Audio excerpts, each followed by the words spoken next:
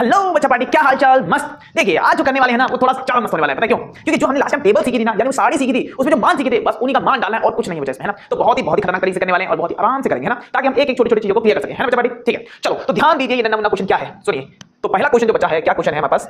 जो पहला क्वेश्चन है क्या कह रहा है बच्चा? sin 60 into cos 30 plus sin 30 into cos 60, इसकी वैल्यू पता करते हैं ना। तो पहला क्वेश्चन तो यही है। क्या है बच्चा? कलर थोड़ा अच्छा नहीं लग रहा, कलर ब्लैक होना चाहिए, ब्लैक कलर। तो बच्चा क्या क्वेश्चन है कि sin 60 डिग्री, अब कुछ नहीं बचा है ना, कुछ नहीं है तो भैया मल्टीप्लाई लगा लेंगे आप लोग, ठीक है। और cos 30, ठीक है बच्चा, प्लस में sin 30, क्या sin 30, कोई दिक्कत। और इनटू में बच्चा क्या हो जाएगा? cos 60, क्या cos 60 हो जाएगा, cos 60 डिग्री। ये आपको दे रखा है, बस अब इसमें कुछ करने वाला खास नहीं है, बस सीधी सी वैल्यू डालिए इसके अंदर और काम आपका आराम से होने वाला होगा, ठीक है। तो देखिए क्या होने वाला है बच्चा, sin 60 की वैल्यू। पहले तो बताइए sin 60 की वैल्यू। पहले तो आपको बताना sin 0 कितना था? 0 था। यहीं पर याद करते हुए चलेंगे बच्चे, sin 0 0 था। sin 30 1/2 था, ठीक है ना। sin 45 1/√2, कितना? 1/√2। sin बच गया 60, sin 60 में चाहिए वो कितना था? √3/2, कितना? √3/2, ठीक है। तो डालिए √3/2 हो गया, बस। अब क्या है? cos 30। मैंने आपको बताया था कि ये जो sin का जो मान होता है वो उल्टा एक्सचेंज करता है, यानी 60 का मान 30 पे पकड़ेगा और जो 30 का मान है वो 60 पे पकड़ेगा। तो भाई sin हमें एक का मान पता चल गया, ये 30 में भी होगा, है कि नहीं? तो यही 30 में भी होने वाला है, यानी cos 30 व्हाट बचा? √3/2, यानी √3/2। बस सिंपल सी बात थी। अब आगे देखिए sin 30 अभी बात करी तो sin 30 1/2, sin 30 ना 1/2, डालिए ना बच्चा, डालिए 1/2, ठीक है। इनटू में क्या है बच्चा? cos 60, मैंने कहा था एक्सचेंज करेगा। sin 30 हमेशा cos 60 को अपना मान देता है ना, तो कितना लगेगा? 1/2 हो जाएगा। ये बात याद रखें, sin 30 हमेशा cos 60 को अपना मान देता है, यानी 1/2 था sin 30, इसने भी दे दिया किसको? cos 60 को। बस सीधी सी बात है, अब तो कुछ बचा ही नहीं है। अब कैलकुलेशन है तो 2 को 2 से गुणा करेंगे तो ये 4 आ जाएगा, ठीक है। √3 को √3 से मल्टीप्लाई करते तो बच्चा 3 बचता है ना। प्लस में 2 को 2 से गुणा करिए तो ये 4 आ जाएगा, सिंपल सी बात। और 1 को 1 से गुणा करोगे तो भैया आप जानते हो एक ही आने वाला है, हमारा पेयर है, है ना। तो 4 4 एलसीएम लेकर जो 4 एलसीएम आता है ना, तो हमारा 4 एलसीएम आ गया, ठीक है। और 3 + 1 सीधे हम जोड़ देते हैं ना, 3 + सीधे 1 जोड़ देते हैं। तो याद रखना जब भी नीचे भिन्न या जो हर होते हैं, ऊपर अंशु है नीचे हर लला है ना, तो जो हर लला होते हैं ना उनको सीधे एलसीएम मिलता है सेम। यानी इसका भी हमारा जो हर लला 4 है, इसका भी हर लला 4 है। तो जब सेम होते हैं नीचे तो चुपचाप इसको उठा के यहां लिख दिया करो, ठीक है। और ऊपर जो लिखा होता है उसको भी सेम लिखना होता है, यानी 3 + 4 लिख दिया, सॉरी 3 + 1 लिख दिया मैंने। कुछ भी बड़ा काम नहीं किया ना, कुछ भी बड़ा काम नहीं किया। तो 3 + 1 कितना हो जाएगा? 4। और बट्टे में क्या आएगा? 4। ओ 4 4 तो कट जाएगा, तो भैया आंसर आपका 1 आ जाएगा। तो क्या दिक्कत है कोई? नहीं बच्चों, बहुत ही सिंपल क्वेश्चन था, ठीक है।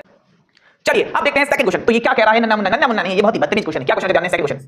तो सेकंड क्वेश्चन है 2 10 स्क्वायर 45, 2 से 10 स्क्वायर 45, प्लस में बचा है क्या? cos स्क्वायर 30 डिग्री, है ना बच्चा। माइनस में sin स्क्वायर 60, बहुत ही सिंपल, कुछ ज्यादा हैवी वैल्यू तो कुछ नहीं है, तो डालना शुरू करिए बच्चा। तो क्या है? अब एक चीज और आपको क्या याद करनी है? 10 45 और cot 45 हमेशा दोनों भैया एक जैसे, यानी आंसर क्या देंगे? 1। दोनों का मालिक एक ही है। 10 45 और cot 45 समान, क्या होने वाला है? 1, यानी दोनों का मालिक 1 है, ठीक है। चलो डालते हैं वैल्यूज यहां पर। तो क्या है? 2 10 45 समान भी बोला था, और कुछ नहीं है तो भैया क्या लगाओगे? मल्टीप्लाई, गुणा लगा दोगे ना। 10 45 कितना होता है? 1 होता है। तो भैया 10 का स्क्वायर है तो स्क्वायर लगाना पड़ेगा आप लोगों को, लगा दीजिए। Plus cos square 30 minus sin square 30, तो सॉरी sin स्क्वायर 60, क्या हो रहा है हमें जुबान को? कोई दिक्कत ना बच्चा। चलो तो cos 30 और sin 60 का मान पता होना चाहिए। तो पहले देखते हैं sin, हमें sin पहले पता होगा ना। तो sin की वैल्यू कितनी होने वाली है आपको पता है? sin 60 √3/2 का, और साथ में होल स्क्वायर रखा है तो स्क्वायर लगा लीजिए। तो मैंने कहा था sin 60 होगा, अपनी वैल्यू उठा के cos 30 को दे रहा होता है बेटा, दे रहा होता है, डाल दीजिए इसकी वैल्यू √3 बच्चा क्या हो जाएगा? 2 हो जाएगा। इसका भी स्क्वायर माना हुआ है, ठीक है ना। अब ध्यान से देखना थोड़ा सा, अगर चाहो तो क्वेश्चन को नहीं खत्म कर सकते, चाहो तो, क्योंकि आप जानते हो, ठीक है। क्या जानते हो? ये दोनों चीजें एक प्लस में है और ये माइनस में है, तो ये चीज खत्म नहीं होती है, बिल्कुल होती है। तो क्या बच गया? 1 का स्क्वायर 1 होता है, 1 2 2, यानी आंसर विल बी, आंसर क्या होने वाला है बच्चा?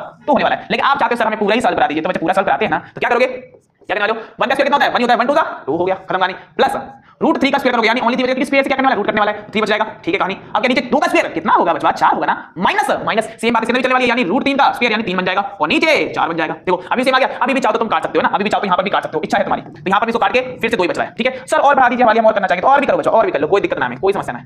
तो क्या करोगे? इसको तो छोड़ दो ऐसे कैसे, तो क्या बचने वाला है? हम इसको सॉल्व करते हैं, इन दोनों सॉल्व करते हैं। प्लस में 4 नीचे सेम है बच्चा, सेम है ना, नीचे सेम है। 3 - 3 आ जाएगा, तो 3 - 3 आ जाएगा, है ना। तो आगे क्या करने वाले बच्चा? ये क्या है बच्चा? 2, ये क्या हमारे पास 2 है, तो 2 रख लिया।